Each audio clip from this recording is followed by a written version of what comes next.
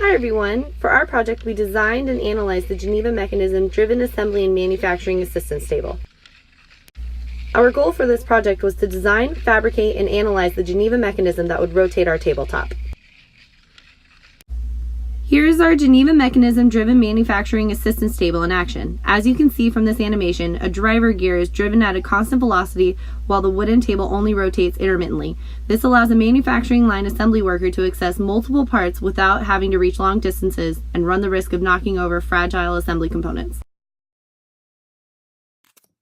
The dimensions of the driven wheel were used as the main design constraint to determine the size and shape of the mechanism.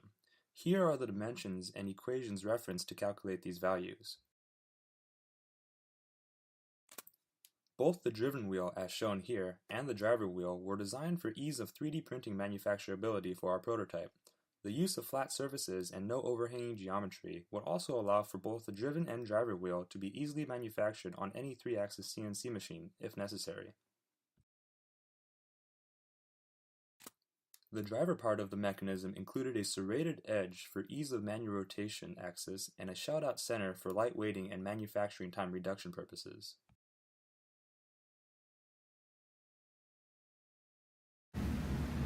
As far as the kinematics are concerned, we're interested in the angular velocity of the table, and we want to ensure that it turns a full 360 degrees with 4 pauses. The angular velocity spikes every time the driving pin comes in contact with the output gear. The angular position graph shows the pause in movement every 90 degrees and a change in angle that corresponds with the spike in angular velocity. For the force analysis, we decided to focus on the force it would take to initiate movement. To make the calculation simpler, we made the driver gear a smooth, flat surface and the weight of the driven gear negligible. Because of our assumptions, the only resisting factors would be the friction between the driven and driving gear and the weight of the tabletop pressing down. We analyzed the mechanism and realized that our driver pin would be the weakest point. Bending of this pin would be a good stress to analyze. However, we decided that if the pin were to be made of a strong enough material, this wouldn't matter.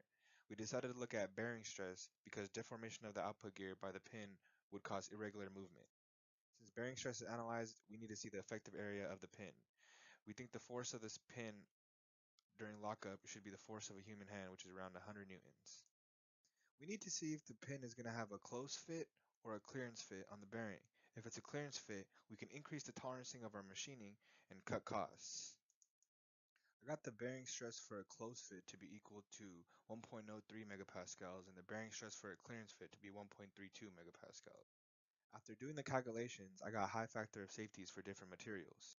We realized that we can reduce the thickness of the output gear and the diameter of the pin from 95 millimeters squared to 6.15 millimeters squared. This will allow us to cut costs and allow us to slim down the profile of the table.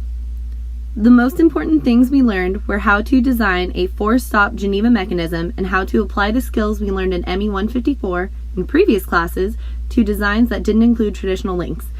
Thank you for watching, and we hope you enjoyed our video on the manufacturing assistance table.